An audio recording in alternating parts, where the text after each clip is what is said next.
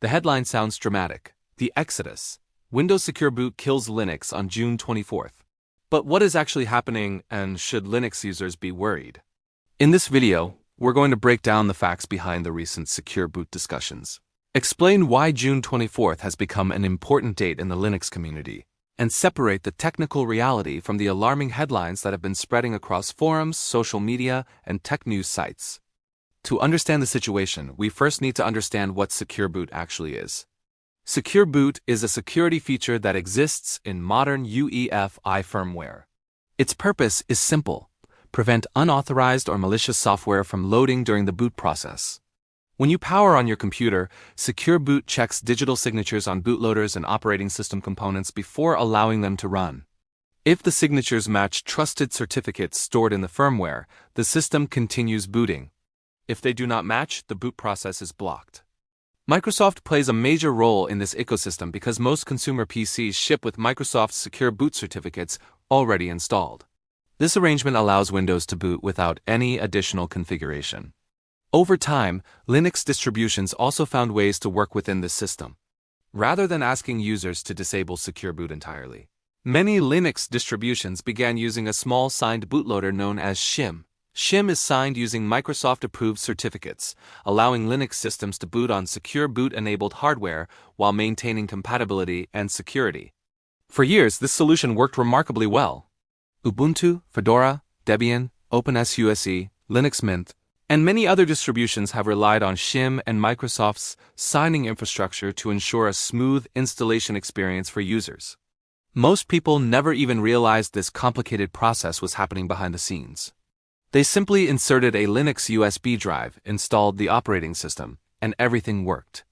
So why is June 24th attracting so much attention? The concern revolves around changes involving Secure Boot certificates, trust chains, and updated security requirements. Certain older certificates and signing mechanisms are reaching important milestones, while vendors and operating system developers are introducing newer certificates and updated security practices. This transition is not unique to Linux. Similar certificate rotations and security updates happen throughout the technology industry whenever cryptographic infrastructure ages or security standards evolve. The problem is that transitions involving Secure Boot are particularly sensitive. If a bootloader is not properly signed, or if firmware lacks the necessary trusted certificates, a system may refuse to boot.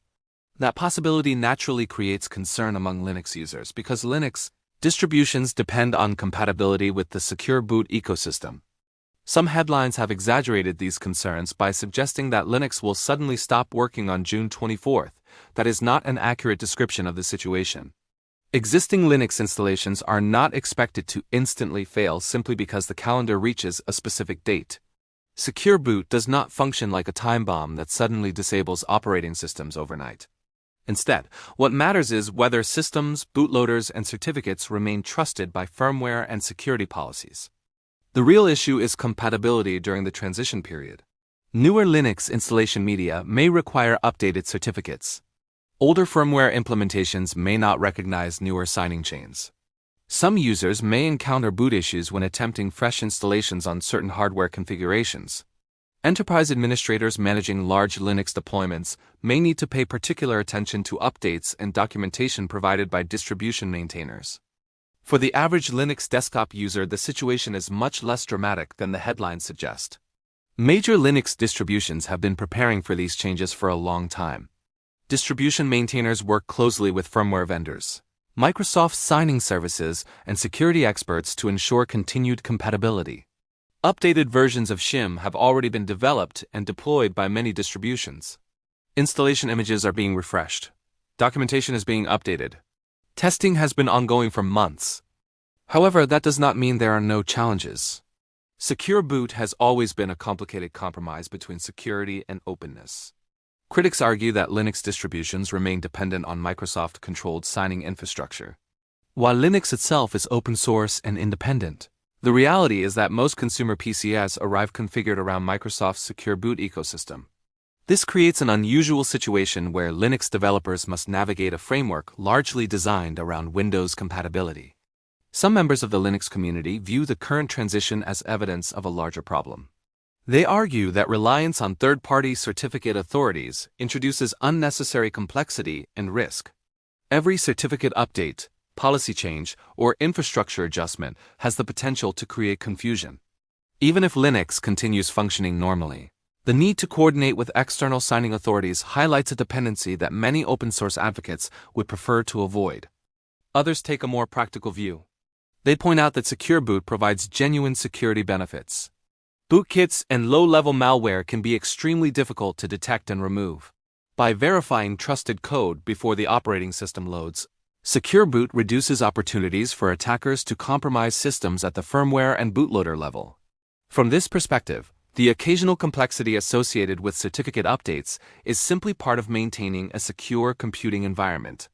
The debate becomes even more interesting when considering the broader desktop market. Windows 11 has increased hardware security requirements, placing greater emphasis on TPM modules, Secure Boot, and modern firmware features. As security expectations continue rising across the industry, Linux distributions face ongoing pressure to remain compatible with these evolving standards while preserving user freedom and flexibility. For Linux newcomers, this situation offers an important lesson. Modern operating systems are no longer isolated pieces of software. They exist within a larger ecosystem that includes firmware, hardware vendors, cryptographic certificates, security policies, drivers, and cloud infrastructure. Changes in any one component can have ripple effects throughout the entire stack. The Secure Boot discussions surrounding June 24th demonstrate just how interconnected modern computing has become. If you are currently running Linux with Secure Boot enabled and your system is fully updated, there is generally no reason to panic. Distribution maintainers have been actively addressing compatibility concerns. Security updates should continue arriving through normal channels. Following official guidance from your distribution remains the best approach. If you plan to install Linux on new hardware, it may be worth downloading the latest installation media rather than relying on older USB drives created months or years ago. Updated installation images are more likely to include current bootloaders, certificates, and compatibility fixes. This simple step can prevent many potential issues. System administrators should pay closer attention. Organizations managing fleets of Linux systems may need to validate Secure Boot configurations, test deployment workflows, and review vendor documentation. Large-scale environments often encounter edge cases that individual desktop users never experience. Planning ahead reduces the likelihood of unexpected disruptions. One reason sensational headlines spread so quickly is that Secure Boot already has a controversial history within the Linux community. When Secure Boot first appeared, many feared it would become a mechanism for excluding alternative operating systems. Some worried that PC manufacturers would lock devices to Windows-only configurations.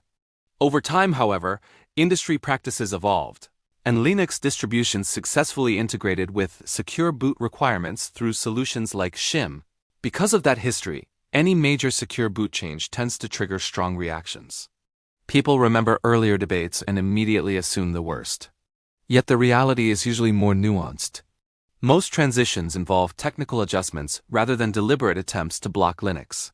The phrase, "Windows Secure Boot kills Linux," captures attention, but it oversimplifies a much more complicated story. Secure Boot itself is not a Windows-exclusive technology. It is a UEFI feature supported by numerous operating systems. Linux distributions have adapted to it for years and continue adapting as security requirements evolve.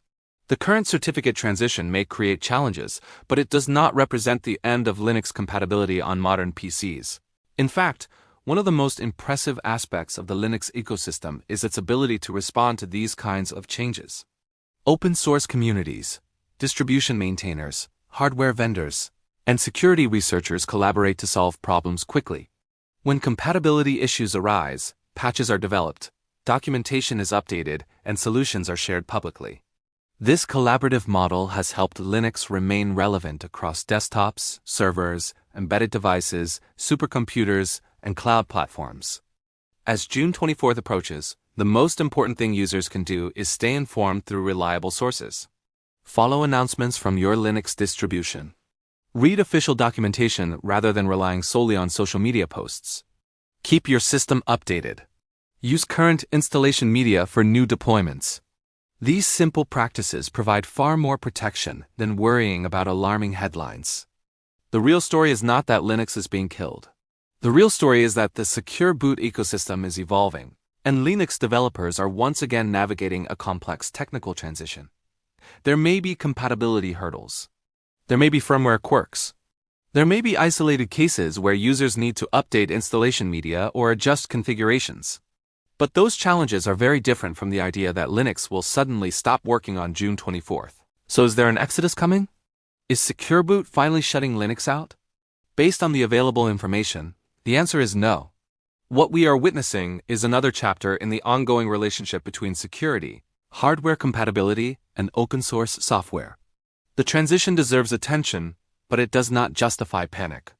Linux remains one of the most adaptable operating systems in the world, and the community surrounding it has repeatedly demonstrated its ability to overcome technical obstacles. June 24th may mark an important milestone in the secure boot landscape, but it is far more likely to be remembered as a routine security transition than the day Linux disappeared from modern PCs.